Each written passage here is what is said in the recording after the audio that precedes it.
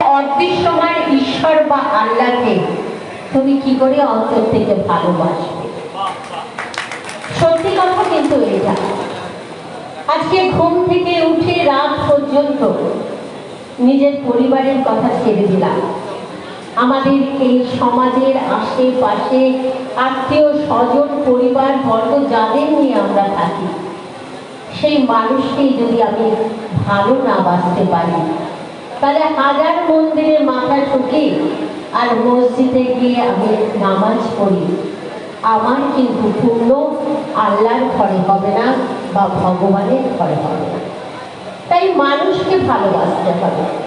তাই বলে না, জীবে প্রেম করে যেই জন সেই জন সেবিছে ঈশ্বর। তাই ধর্ম বড় কথা নয়, সবার উপর মানুষ সত্য, তাহার উপর হাতের পাঁচটা আঙ্গুল যেমন আমাদের সমান নয়, তেমন এই সমাজের নানা ধর্মের নানা জাতির মানুষ যেমন বাস করে, তেমন নানা মানসিকতার মানুষও বাস করে। কেউ চায় সবাইকে নিয়ে ভালো থাকতে, আর কেউ চায় নিজেদের মধ্যে বিভেদ বাঁধিয়ে পরস্পরকে দুর্বৃত্ত করতে। এই মানুষের সংখ্যাও কিন্তু কম নয়। আর এই মানুষরা সমাজে আছে বলে হঠাৎ করে নিজেদের মধ্যে ব্যবধান তৈরি হয়। চেনা মানুষকে আঘাত করি, চেনা মানুষকে অস্বীকার করি, এই মানুষেরও কিন্তু অভাব হয়। তাই আমি মনে করি ভারতবর্ষের একজন নাগরিক হিসাবে আমাদের এই মুহূর্তের দায়িত্ব কর্তব্য অত্যন্ত বেশি। কারণ এই ভারতবর্ষ বিশ্বের দরবারে মাথা উঁচু করে রয়েছে, সেটাই এই ভারতবর্ষে কিছু কিছু রাজনৈতিক নেতৃত্বে কিছু মানুষের সেটা পছন্দ হচ্ছে না। তাই আজকে তারা যে কোনো ধর্মকে অশ্রদ্ধা করছে, যে কোনো ধর্মকে আঘাত করছে। একজন ব্যক্তি যখন বক্তব্য রাখে, সেটা তার মানসিকতার প্রকাশ। তাকে যারা পরিচালনা করে তাদের মানসিকতার প্রকাশ। কিন্তু সেই ব্যক্তির জন্য অন্য মানুষরা আঘাতপ্রাপ্ত হবে, সেটা কিন্তু কখনোই ঠিক নয়। আজ আমরা অবাক হয়ে যাই যে ভারতবর্ষে ছোট থেকে আমরা শিখেছি হিন্দু মুসলিম সম্প্রীতির কথা, যে ভারতের স্বাধীনতা এসেছে হিন্দু মুসলিম সম্প্রদায়ের মানুষের হাত ধরে। যে ভারতবর্ষে আকবরের সময় যে সভাকক্ষে হিন্দু মুসলিম সবাই সমাদর পেত, যে ভারতবর্ষে রাম রহিমের জায়গা, সেই ভারতবর্ষে আজকে এক একটি রাজনৈতিক দল তাদের যে বক্তব্য, সেটা কেবলমাত্র ইসলাম ধর্মকে অশ্রদ্ধা করে তা নয়, সেটা সার্বিকভাবে সমস্ত ধর্মকে অশ্রদ্ধা করে, সমস্ত মানুষকে অপমান করে। আমরা তাই তাদেরকে ধিক্কার জানাই। আমার নেত্রী, আমার মুখ্যমন্ত্রী তাই তাদেরকে ধিক্কার জানায়। সবচেয়ে লজ্জা কোথায় লাগে জানে? আমি একজন মহিলা। সাধারণত মহিলারা ধর্ম ভীরু হয়। ধর্ম মহিলারা তার পরিবারকে ভালো রাখার জন্য, তার পরিবেশকে ভালো রাখার জন্য তারা অত্যন্ত ধর্মভীরু হয়।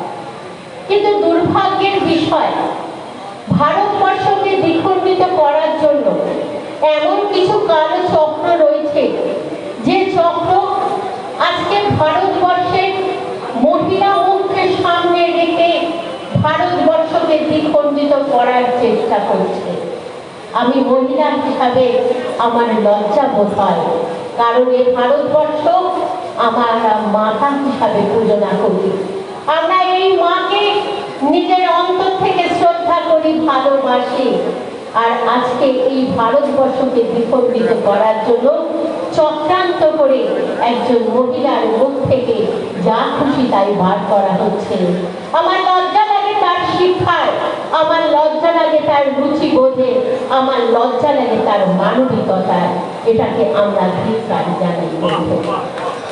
তাই আপনাদের সকলকে বলব, আন্দোলন আছে, পথ অবরোধ আছে, সব কিছু আছে, কিন্তু অবরোধটা কোথায় করতে হবে জানেন?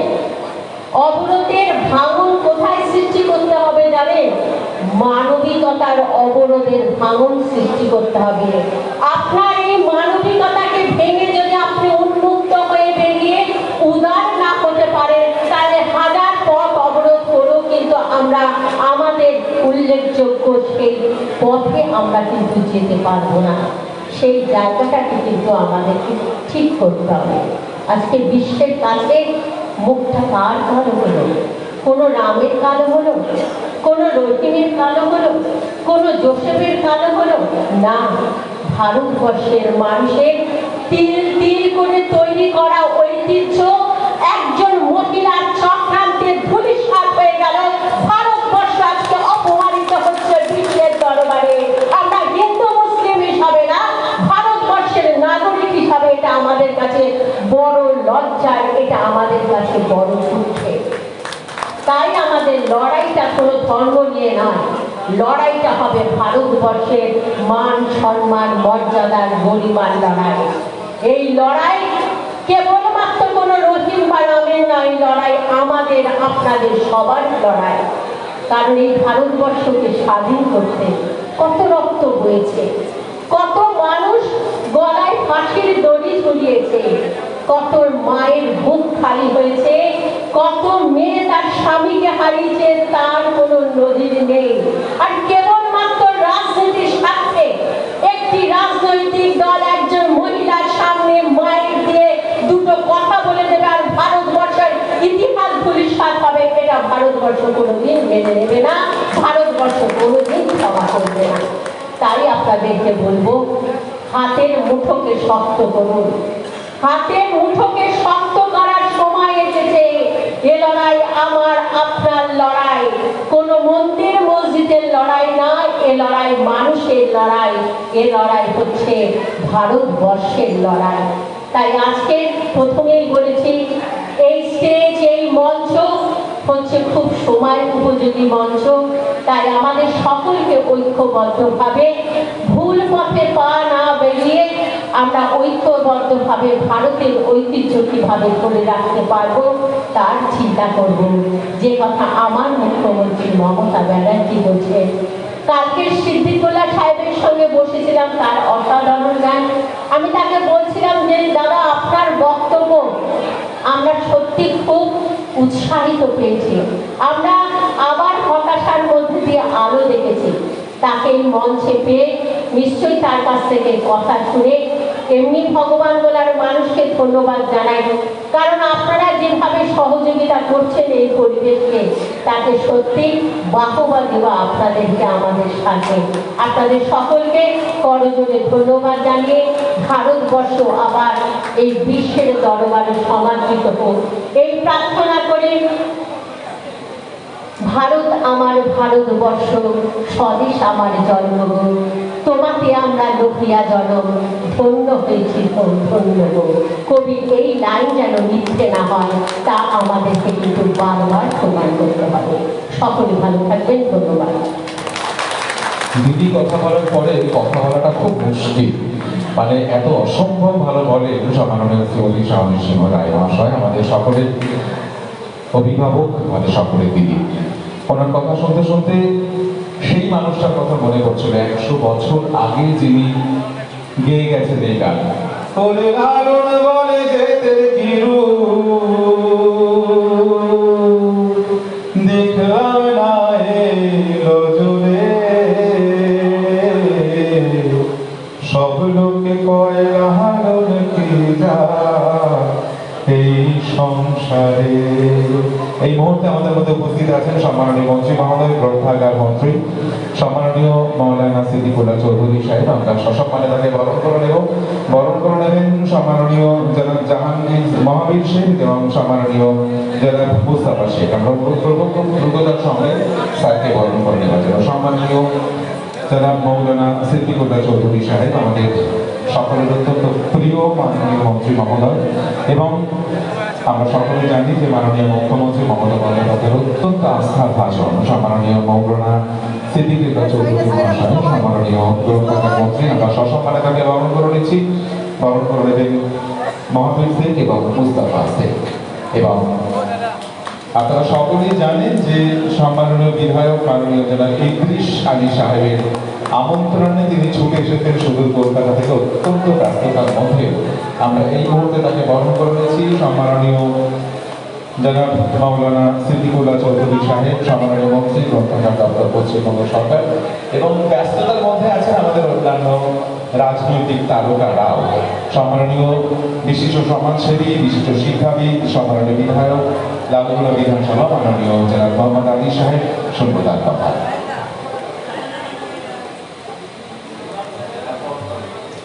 তার আগে আমাদের আরেকজন অভিভাবক বিশিষ্ট শিক্ষাবিদ মাননীয় জনাব সোহরাব হোসেন সাহেব উপস্থিত আছেন।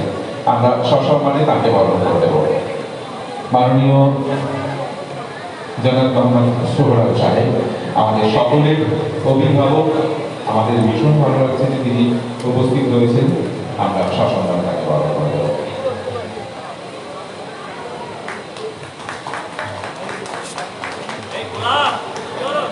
সম্মানীয় জনাব মোহাম্মদ সোহরাব সাহেব তিনি উপস্থিত রয়েছেন। আমরা অত্যন্ত আনন্দিত। একটু অনুরোধ করবো এই আজন্ম লড়কো মানুষটাকে একটু জোরে করতালি দিয়ে আসুন আমরা বরণ করে নিই।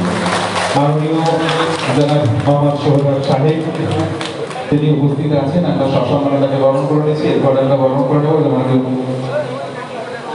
মাননীয় জনাব মোক্তার সাহেব, আমরা সসম্মানে তাকে বরণ করবো। হাজি ফাউন্ডেশনের সম্মাননীয় সভাপতি জনাব মোক্তার সাহেব আমাদের মধ্যে উপস্থিত হয়েছেন। আমি সসম্মানে তাকে বরণ করে নেব। মাননীয় জনাব মোক্তার সাহেব আমাদের মধ্যে উপস্থিত হয়েছেন। হাজি ফাউন্ডেশনের সম্মাননীয় সভাপতি। একাধারে যেমন রামকৃষ্ণ মিশন আশ্রমের স্বামীজি আছেন, তেমনি হাজি ফাউন্ডেশনের মোক্তার সাহেব রয়েছে। আমরা সবাই আছি। আমাদের সবার প্রথমে একটাই পরিচয়। দিদি যে কথা বলছিলেন যে মানুষ আমরা, আর ঠিক এই কারণেই সম্মাননীয় জনাব ইদ্রিস আলী সাহেব আজকের এই অনুষ্ঠানের আয়োজন করেছেন।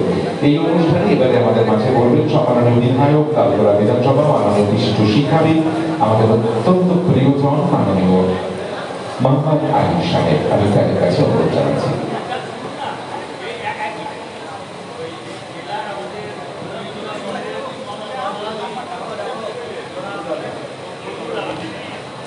বদিউল আলম সাহেব আমাদের মধ্যে উপস্থিত আছেন। আমরা সাহিল ভাইয়ের কাছে অনুরোধ করবো ওনাকে বরণ করে নেবার জন্য।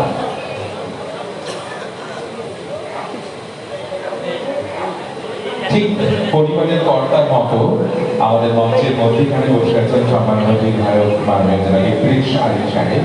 তিনি পুঙ্খানুপুঙ্খ নজর রাখছেন মঞ্চের কোথায় কে আছেন এবং আমরা কিভাবে মিস করে যাচ্ছি তাদের। এটাই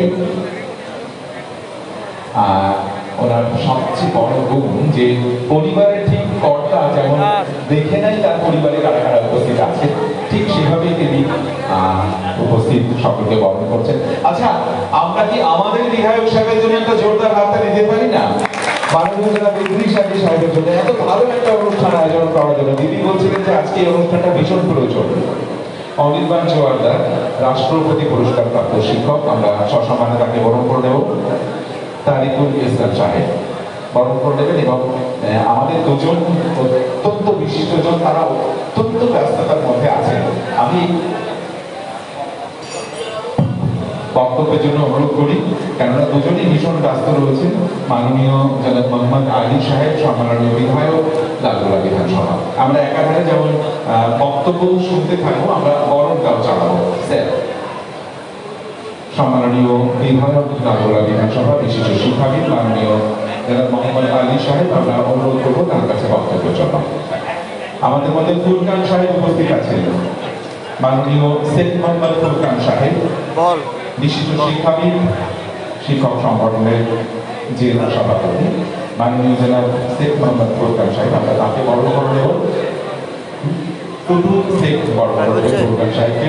আমরা এখন কোথায় কাকে পাবো? আর্জেন্টের কোনো ডাক্তারই নাই। আচ্ছা ঠিক আছে, ও তো থাকবে না, যে ডাক্তার আছে তাকে দেখাবো। চলে আমি রাত্রের মধ্যে সন্ধ্যায় নিয়ে যেয়ে দেখাবো। ঠিক আছে। সম্মানীয় সঞ্চালক, আমার অত্যন্ত স্নেহের সুব্রত বৈদ্য মহাশয়, মঞ্চে উপস্থিত আছেন আমাদের সরিয়ে দিলাম, আহ্বায়ক দেখো ওখানে, দেখো যে আমাকে হিসাব আয়োজক এবং আমার নেতা ভগবতপুরা বিধানসভা কেন্দ্রের বিধায়ক এবং আমার ওয়াইড অ্যাঙ্গেলে রাখা আছে, সাথে একই নাম, রাখা আছে। মানে দীর্ঘদিনের একটা কতটা হঠাৎ হবে সেটা দেখো। জনাব ইদ্রিস আলী সাহেব আছেন আজকের এই অনুষ্ঠানের প্রধান অতিথি এবং আকর্ষণ মাননীয় মন্ত্রী সিদ্দিকুল্লাহ চৌধুরী সাহেব। আপনারা যারা এখানে নতুন প্রজন্মের মানুষ যারা উঠে আসছেন তাদের অনেকেই জানা নেই যে সিদ্দিকুল্লাহ সাহেবের আব্বাজান পিতৃদেব জনাব বড় আবু তালেব চৌধুরী মহাশয় আমাদের এই মুর্শিদাবাদের এক সময়ে সাংসদ বা এমপি ছিলেন। আবু তালেব চৌধুরী সাহেব তিনি আমাদের মুর্শিদাবাদের এমপি ছিলেন। সিদ্দিকুল্লাহ সাহেব তার সুযোগ্য সন্তান। উপস্থিত আছেন আমাদের নেতা বিশিষ্ট প্রাবন্ধিক সাহিত্যিক প্রাক্তন সাংসদ মহিদুল হাসান সাহেব, আমাদের সকলের অভিভাবক বিশিষ্ট শিক্ষাবিদ মোহাম্মদ সৌরভ সাহেব। উপস্থিত আছেন আমাদের জেলার আমাদের রাজনৈতিক অভিভাবিকা শাওনি সিংহ রায় মহোদয়া, আছেন বেলুর মঠের মহারাজ, সারগাছি রামকৃষ্ণ মিশনের মহারাজ, রাধা গোবিন্দ মন্দিরের প্রধান পুরোহিত উত্তম রায় মহাশয়, পুলক কান্তি রায় মহাশয় থেকে শুরু করে ভগবান গোলা ওয়ানানপুর এই দুটি ব্লকে সমস্ত স্তরে সমাজকর্মী জনপ্রতিনিধি থেকে শুরু করে আজকের এই অনুষ্ঠানে সমবেত সমস্ত সুধী নাগরিক মণ্ডল। এতগুলো অতিথির নাম আছে যেগুলো বলতে বলতে তাহলে মূল আলোচনাটা লঘু হয়ে যাবে। বন্ধু, অনেক বক্তা রয়েছে, ফলে বক্তব্য দীর্ঘায়িত করার পরিসর এখানে নেই। আমি দু চারটে কথা বলতে চাইব, কারণ এইরকম একটা ঐতিহাসিক মুহূর্তে বিশেষ করে রাজ্যের রাজনীতি যে প্রেক্ষাপটের মধ্যে দিয়ে পরিচালিত হচ্ছে, যে পরিবেশ আবহাওয়া বর্তমানে রাজ্যে বিরাজ করছে, তাতে এই বিষয়টা আমার মনে হয় নথিভুক্ত হয়ে থাকা দরকার। আমাদের ভারতবর্ষে স্বাধীনতার পরে যে জনবিন্যাস, তাতে সংখ্যাগুরু সম্প্রদায়ের সংখ্যাধিক্য কোনোদিনও 82% নিচে ছিল না। কোনোদিনই হিন্দু সম্প্রদায়ের জনসমষ্টি আমাদের দেশে 82% নিচে ছিল না। কিন্তু ওই সাম্প্রদায়িক শক্তির সহায়তায় পরিপুষ্ট আরএসএস সমর্থিত বিজেপিকে ভারতবর্ষে ক্ষমতায় আসতে 50 বছরেরও বেশি সময় লেগে গিয়েছিল। 1947 সালে দেশ স্বাধীন হওয়ার পর বিজেপি এককভাবে প্রথম সরকার গঠন করে 1999 সালে।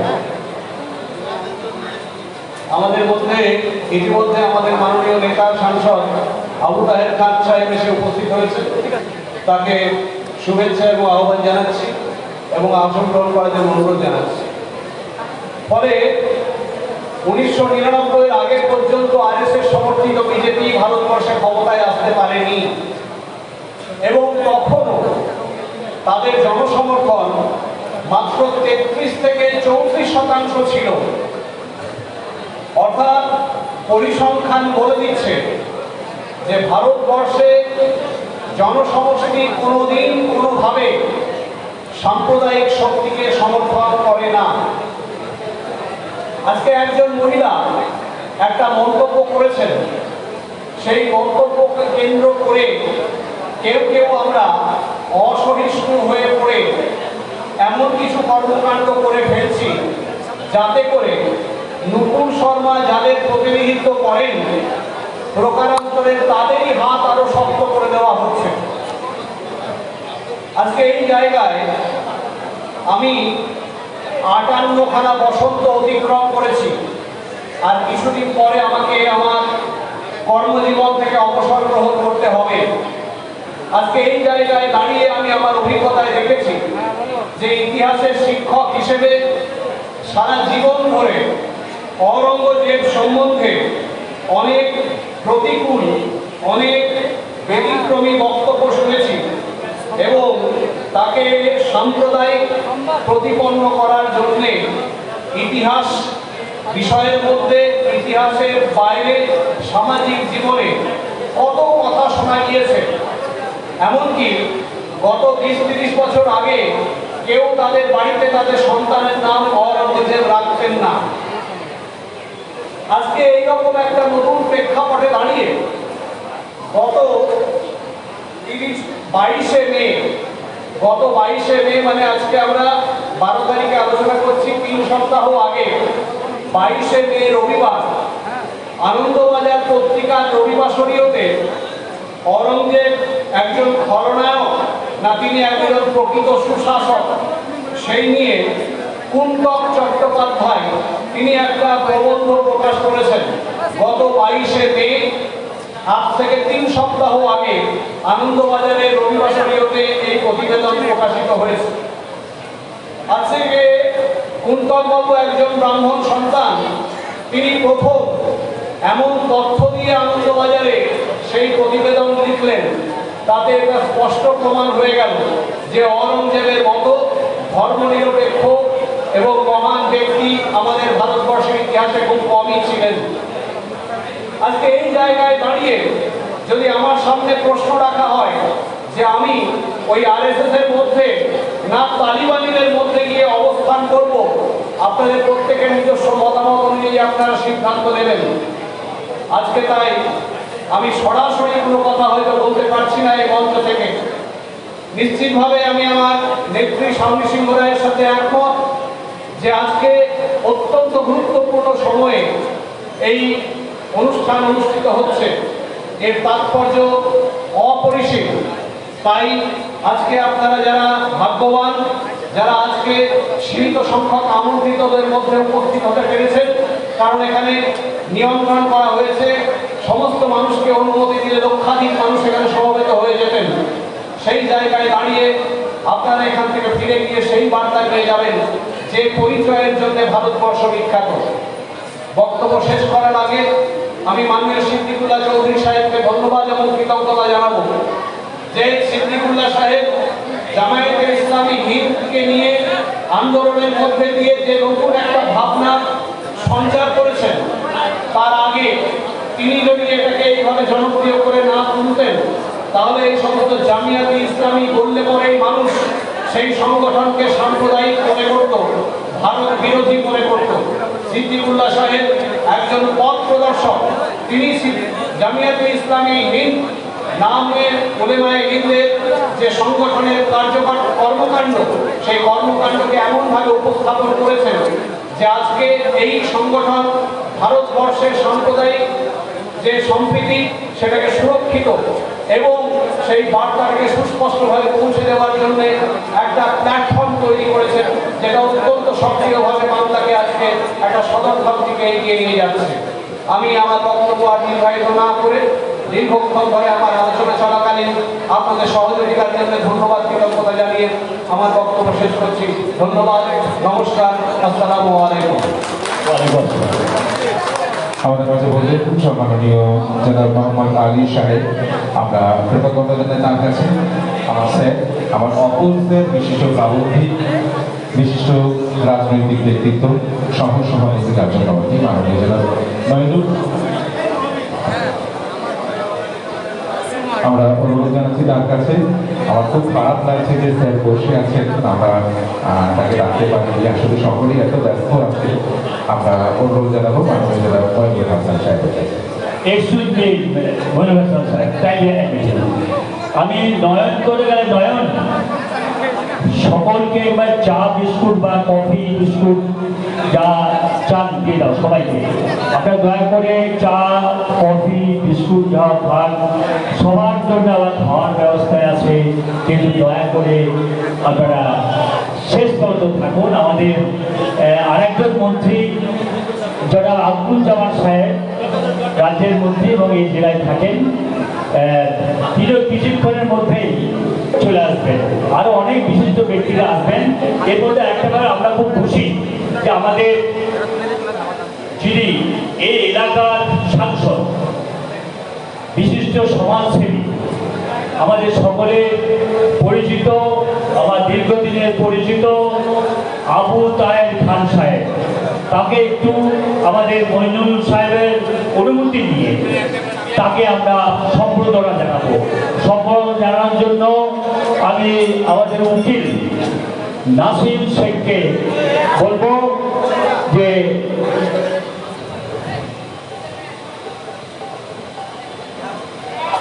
একটু জোরে হাত তালি দেবেন।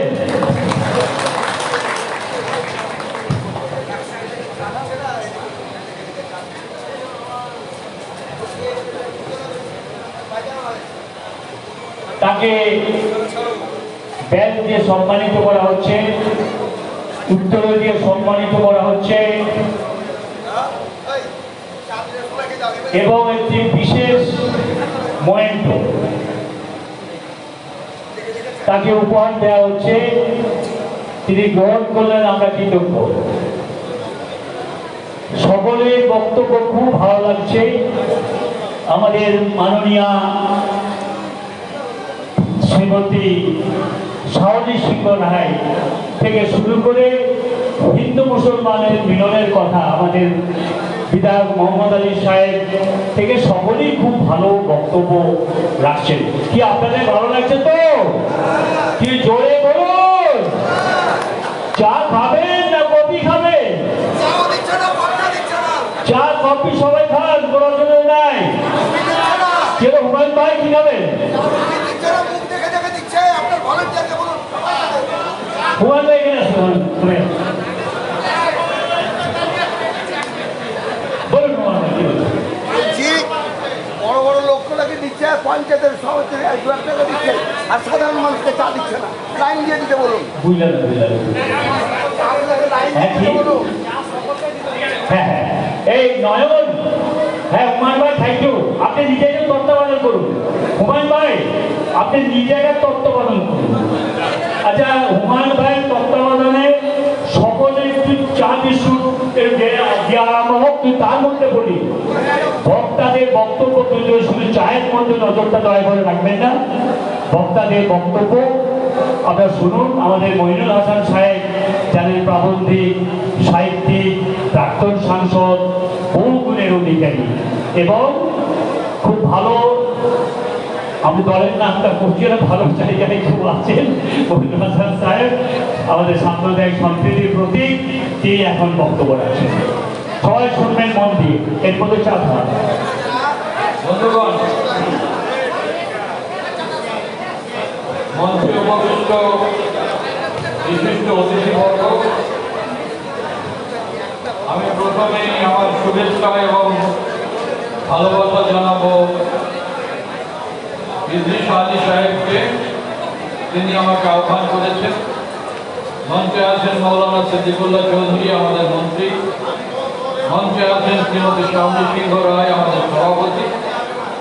মঞ্চে আছেন আমাদের সাংসদ আবু তাহের খান, এমএলএ মোহাম্মদ আলী, বর্ষিয়ান নেতা শেহরাব সাহেব, আরো অনেক সহকারী সভাধিপতি আছেন, জেলা পরিষদের মেম্বাররা আছেন, ভাই আব্দুল রাউফ আছে, আরো অনেকে আছেন।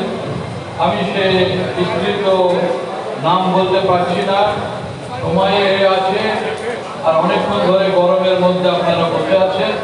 আরো অনেক বক্তা এখানে বলবেন, বিশেষ করে আমাদের সাংসদ এবং মন্ত্রী দুজনেই বলবেন। এটা আমি দেখলাম যে হিন্দু মুসলিম ঐক্য মঞ্চ এই নামে এই বক্তব্য, এই আলোচনা সভা ডাকা হয়েছে। তো যাই হোক, আমি শুধু ভগবান গোলার মানুষের কাছে একটা কথাই বলতে চাই যে ভগবান গোলার বিগত 50 বছরের রাজনৈতিক এবং সামাজিক ঘটনাবলী সম্পর্কে আমার কিছুটা জানাশোনা আছে। আমার গর্বের কথা হচ্ছে এইটা যে এই বিগত 50 বছরে আমার মনে পড়ে না যে কোনো সময় ভগবান গোলাতে হিন্দু মুসলমান এই দুই সম্প্রদায়ের মধ্যে কোনো ভুল বোঝাবুঝি হয়েছে, এটা আমাদের একটা গর্বের ব্যাপার। আমিও দীর্ঘদিন এখানকার সাংসদ ছিলাম, সুতরাং সেই সূত্রেও এই ব্যাপারে আমার কিছুটা জানাশোনা আছে। সেই কারণে সবসময়তেই আমাদের জেলায় ভগবান গোলার মানুষদেরকে আমরা অভিনন্দন জানাই, আমরা ভগবান গোলার মানুষদেরকে আমাদের শুভেচ্ছা এবং ভালোবাসা জানাই। আজকে সারা ভারতবর্ষ জুড়ে এই দুই সম্প্রদায়ের মধ্যে ভেদাভেদ আনবার জন্য চেষ্টা করা হচ্ছে। আপনারা সবাই জানেন যে পেট্রোলের দাম বেড়ে গেছে, ডিজেলের দাম বেড়ে গেছে, নিত্য প্রয়োজনীয় জিনিসের দাম বেড়ে গেছে। সারা ভারতবর্ষের এই যে সরকার একটাও জনমুখী নীতি গ্রহণ করতে পারেনি। বিজেপি সরকার সারা ভারতবর্ষকে কুশাসনে ভরিয়ে দিয়েছে। মানুষের কাছে কোনো ইতিবাচক জিনিস নিয়ে পরে 2024 সালে ভোট চাইবার কোনো জায়গাতে নেই।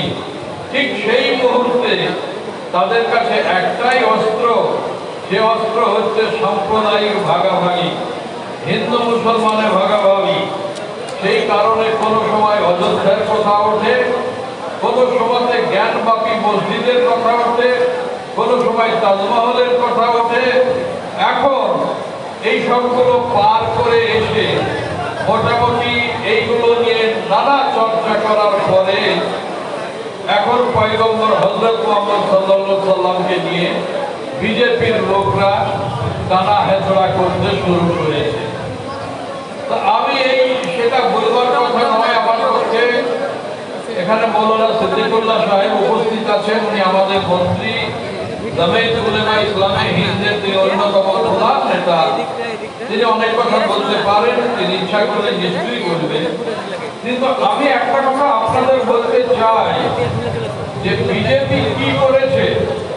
বিজেপি তার মুখপাত্রকে দিয়ে এই কথাটা বলিয়েছে, তারপরে কি করেছে, তারপরে সেই মুখপাত্রকে পার্টি থেকে বহিষ্কার করেছে 6 বছরের জন্য।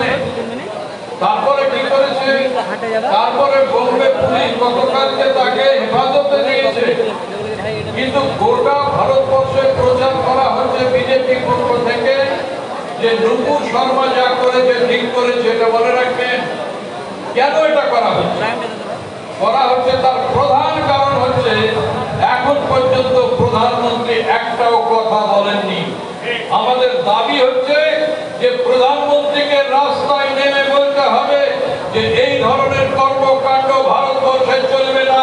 আর তা যদি না বলে তাহলে ভারতবর্ষের সমস্ত মানুষ তারা অত সহজে এ কথা ছাড়বে না। হযরত মুহাম্মদ পয়গম্বর ইসলাম ধর্মের নয় বলছিলেন ইদ্রিস সাহেব, সারা পৃথিবীর মানুষের মুক্তির জন্য উনি এসেছেন। আমরা প্রত্যেকটা ধর্মগুরুকে সম্মান করি, প্রত্যেকটা ধর্মকে সম্মান করি, প্রত্যেকটা ধর্মের সঙ্গে আমরা ভালোগুলোকে নিয়ে জীবনে চর্চা করি। বিজেপি করতে চাইছে আমাদের ভাগ করে যাতে আবার ভোটে জিততে পারে। আমাদের মনে রাখতে হবে এটা। আমরা কেউ এটার পক্ষে নই। একমাত্র প্রথম মুখ্যমন্ত্রী মমতা বন্দ্যোপাধ্যায় যিনি টুইট করেছেন এর বিরুদ্ধে এবং বলেছেন ওদের গ্রেফতার করা দরকার। কেউ কেউ আন্দোলন করছে, রাস্তায় নামছে, হিংসাত্মক আন্দোলন হয়েছে। টিভিতে আপনারা দেখেছেন, খবরের কাগজে পড়েছেন। আমার পক্ষে গতকাল বা পরশু দিন আমি বিশেষ করে আমাদের চেয়ারম্যান আবু তাহের খান, আমাদের পার্টির, তিনি একটা প্রেস কনফারেন্স করেছেন, আমি নিজে উপস্থিত ছিলাম। আমরা জেলার মানুষের কাছে আবেদন জানিয়েছি শান্তিপূর্ণভাবে সময় গুজরান করুন, আইন নিজের হাতে তুলে দেবেন না। আপনারা ভাবলে আশ্চর্য হবেন বিজেপি কি করতে যাচ্ছে। 20টা দেশ বিদেশ তারা আমাদের রাষ্ট্রপ্রধানদের ডেকে হাতে চিঠি ধরিয়ে দিয়েছে। স্বাধীনতার 75 বছর চলছে, এত অবমাননাকর ঘটনা ভারতবর্ষকে কোনোদিন মুখোমুখি হতে হয়নি যা বিজেপির আমলে হয়েছে। বিজেপি যা করেছে, আমাদের পেটের ক্ষুধার আন্দোলনকে ওরা ভুলিয়ে দিতে চায়, বিভেদ আনতে চায়, ধর্মকে হাতিয়ার হতে করতে চায়। সারা বাংলা, সারা ভারতবর্ষের মানুষ, শ্রমজীবী মানুষকে ঐক্যবদ্ধ করা ছাড়া অন্য কোনো উপায় নেই। তার প্রক্রিয়া শুরু হয়ে গেছে। অত সহজে বিজেপির কাছে খোলা রাস্তা নেই।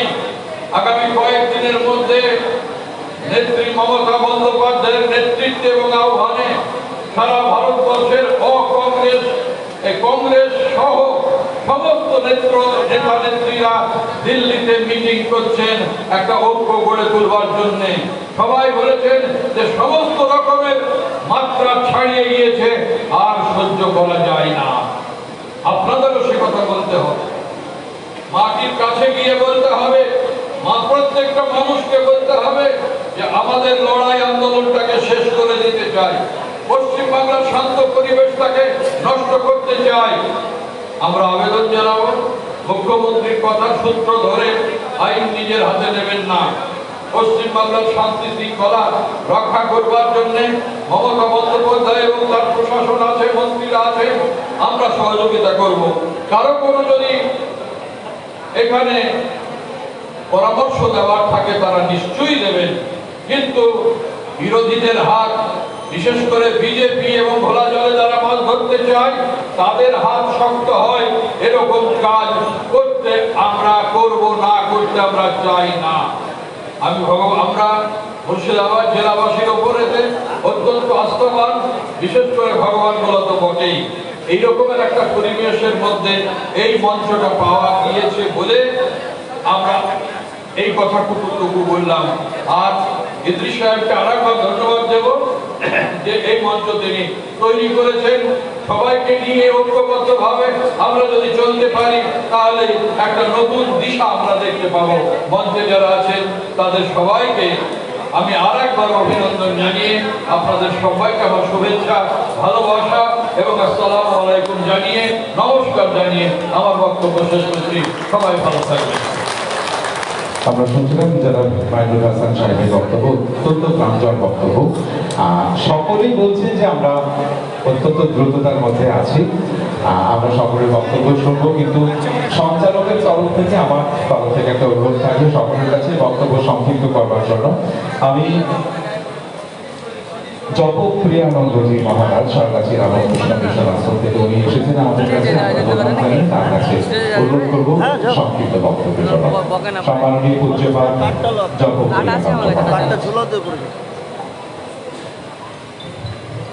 মহারাজের আগে আর এক মহারাজ আছেন, তাকে আমরা বরণ করিনি এখনো। আমাদের প্রিয় বিশ্বজিৎ মহারাজ, আমরা সসম্মানে তাকে বরণ করে নেব। বিশ্বজিৎ বাবু আমাদের ভীষণ প্রিয় মানুষ, লালবাগ রাধা মাধবজি মন্দিরের প্রধান পুরোহিত সম্মাননীয় বিশ্বজিৎ বাবু, আমরা বরণ করেছি তাকে এবং জপপ্রিয়ানন্দজি মহারাজ শুভ তার কথা। ওম নমঃ শ্রী যতিরাজায় বিবেকানন্দ সূরয়ে সচ্চিৎ সুখ স্বরূপায় স্বামিনে তাপহারিণে। আমি কোনো রাজনৈতিক বক্তব্য রাখতে আসিনি, আমি এসেছি স্বামী বিবেকানন্দ এবং তার গুরু রামকৃষ্ণ পরমহংসদেবের দু একটি কথা তুলে ধরবার জন্য। আজকে এই নিমন্ত্রণ পত্র দেওয়া হয়েছিল, তাতে দেখেছি এখানে দরিদ্রদের বস্ত্র বিতরণ হবে এবং কিছু ট্রাইসাইকেল দেওয়া হবে প্রতিবন্ধীদের। আমি সেই প্রসঙ্গেই বলবো যে এই সেবা কাজ যারা করছেন তারা সঠিক কাজ করছেন। শ্রীরামকৃষ্ণদেব বলে গেছেন শিব জ্ঞানে জীব সেবার কথা, অর্থাৎ দরিদ্রকে সাহায্য করব উঁচু প্যাডেস্টাল থেকে নয়, দরিদ্রকে দেবতা জ্ঞানে পূজ্য জ্ঞানে ওই বস্ত্র বা যা কিছু দেওয়ার দিতে হবে। অর্থাৎ নিজেকে নিচে নামাতে হবে, গ্রহিতাকে উপরে ওঠাতে হবে, এই হচ্ছে ঠাকুর স্বামীজির বক্তব্য। স্বামীজি বলে গেছেন, বহুরূপে সম্মুখে তোমার, সারি কোথা খুঁজিছ ঈশ্বর, জীবে প্রেম করে যেই জন, সেই জন সেবিছে ঈশ্বর। অর্থাৎ আমাদের সামনে দরিদ্র লোকেরা রয়েছে, ঘুরে ফিরে বেড়াচ্ছে, তারা হচ্ছেন জাগ্রত দেবতা, জাগ্রত ঈশ্বর, জাগ্রত আল্লাহ। তাদের সেবা করলে আল্লাহকে সহজে পাওয়া যায়। সেই জন্যে তাদের ভালোবাসতে হবে, তাদের সহানুভূতি জানাতে হবে, তাদের বিপদে আপদে তাদের পাশে দাঁড়াতে হবে।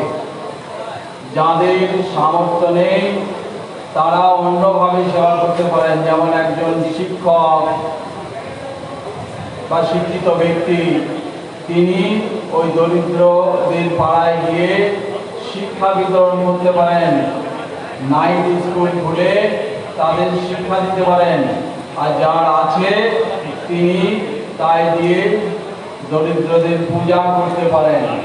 সেবা বা পূজা কখনোই নিজেকে দাতার ভূমিকায় ভেবে অহংকৃত না হন যেন তিনি, আর তাদের ভালোবেসে এটা করতে হবে।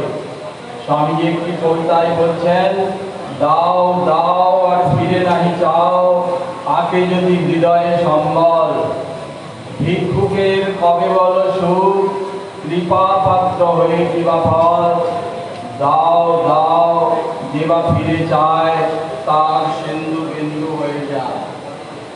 স্বামী বিবেকানন্দ যখন আমেরিকায় ছিলেন, আপনারা সবাই জানেন যে শিকাগো ধর্ম মহাসম্মেলনে তিনি শ্রেষ্ঠ বক্তা রূপে স্বীকৃত হয়েছিলেন এবং তারপরেও বহুকাল তিনি আমেরিকায় বক্তৃতা দিয়ে বেড়াতেন। সেই সময় আমেরিকার একজন বিখ্যাত ধনী ব্যক্তি জন ডি রকফেলার মহা অশান্তিতে ছিলেন, অত ঐশ্বর্য, অতুল ঐশ্বর্য, কিন্তু শান্তি নেই। আত্মঘাতী হবেন কিনা, আত্মহত্যা করবেন কিনা চিন্তা করছিলেন। এই সময় তার এক বন্ধু বললেন, তুমি এই কাজটি করো না, ভারতবর্ষ থেকে একজন যোগী এসেছেন, তার কাছে তুমি চলো, শান্তি পাবে। প্রথমে রকফেলার যেতে রাজি হননি, কিন্তু বন্ধুর একান্ত অনুরোধে তিনি গেলেন। স্বামী বিবেকানন্দ তখন চেয়ার টেবিলে বসে পড়াশোনা করছিলেন। তিনি টেবিল থেকে মুখ না তুলে, বই থেকে মুখ না তুলেই বললেন রকফেলারের উদ্দেশ্যে, তুমি একটু শান্ত হও, তুমি যেন একটা ঝড় বয়ে নিয়ে এসেছো। মনে রাখতে হবে, স্বামীজি অপরের মনের কথা জানতে পারতেন। তিনি জন ডি রকফেলারকে বললেন, তুমি শান্তি পাবে যদি তোমার অতুল ঐশ্বর্যের কিছু অংশ অন্তত দরিদ্র সেবায় ব্যয় করো, তাহলে তুমি শান্তি পেতে পারো। রকফেলার তো অবাক, তাকে কেউ অর্ডার করতে পারে বা অনুরোধ করতে পারে এটা সে জীবনে কল্পনাও করেনি। প্রচন্ড দাম্ভিক ধনী তিনি ছিলেন। যাই হোক, তিনি গটগট করে চলে গেলেন। কয়েকদিন পরে একটি খবরের কাগজে বলছে, এই দেখো এখানে লিখেছে আমি এত লক্ষ ডলার একটা দরিদ্র দাতব্য প্রতিষ্ঠানকে দান করেছি, এখন আপনি আমাকে ধন্যবাদ দিতে পারেন। স্বামীজি বললেন, আরে ধন্যবাদ আমি দেব না, তোমারই উচিত আমাকে ধন্যবাদ দেওয়া, কারণ এই দানটার ফলে তুমি মনে শান্তি পাচ্ছ কিনা, আনন্দ পাচ্ছ কিনা, মনটা হালকা হয়েছে কিনা। জন ডি রকফেলার বললেন, হ্যাঁ তা বটে। তখন তিনি স্বামীজিকে ধন্যবাদ দিলেন। স্বামীজি ভারতবর্ষকে ভালোবেসেছিলেন নিজের থেকেও বেশি। তিনি বলতেন, আমি কন্ডেন্স ইন্ডিয়া, অর্থাৎ ভারতবর্ষের ঘনীভূত রূপ আমি। সত্যি ভারতবর্ষকে ভালোবেসে স্বামীজি স্বয়ং হয়ে উঠেছিলেন ভারতবর্ষ। তার সিস্টার নিবেদিতা লিখছেন, ভারতবর্ষ ছিল স্বামীজির গভীর আবেগের কেন্দ্র। ভারতবর্ষ নিত্য স্পন্দিত হতো তার বুকের মধ্যে, প্রজ্বলিত হতো তার ধমনীতে। ভারতবর্ষকে ভালোবেসে তিনি সত্যিই হয়ে উঠেছিলেন ভারতবর্ষ, ঘনীভূত ভারতবর্ষ। ভারতের আধ্যাত্মিকতা, ভারতের প্রজ্ঞা, ভারতের শিক্ষা সংস্কৃতি সব কিছুর প্রতীক পুরুষ ছিলেন তিনি। তাই স্বামীজির জীবনী যখন আমরা পড়ি তখন ভাবি যে ভারতবর্ষের গৌরবে এত গৌরবান্বিত বুঝি আর কেউ হননি, আর ভারতবর্ষের দুঃখে এত মর্মান্তিক মর্মবেদনাও বুঝি আর কেউ পাননি। কারণ ভারতবর্ষকে তিনি জেনেছিলেন মা যেমন সন্তানের সুখ দুঃখ ভালো মন্দ বিপদ ভয় ইত্যাদি সন্তানের থেকেও বেশি করে জানেন, ঠিক তেমনি করে তিনি ভারতবর্ষকে চিনেছিলেন। সেই জন্যই রবীন্দ্রনাথ ঠাকুর রোমারোলা ফরাসি মনীষী রোমারোলাকে বলেছিলেন, তুমি যদি ভারতবর্ষকে জানতে চাও তাহলে স্বামী বিবেকানন্দের রচনাগুলি পড়ো। যাই হোক, অনেক বক্তা অপেক্ষা করছেন, আমি আর কথা না বাড়িয়ে আমার বক্তব্য এখানে শেষ করলাম। ওম শান্তি শান্তি শান্তি। স্বামী জগৎপ্রিয়ানন্দজি মহারাজ সারাগাছি রামকৃষ্ণ মিশন থেকে তিনি উপস্থিত হয়েছিলেন। আমরা তার কাছে কৃতজ্ঞতা জানাই। সম্মানীয় বিধায়ক মাননীয় জনাব বিদ্রি সাহেবের আমন্ত্রণে এসেছিলেন, আমরা তার কাছে কৃতজ্ঞতা জানাই।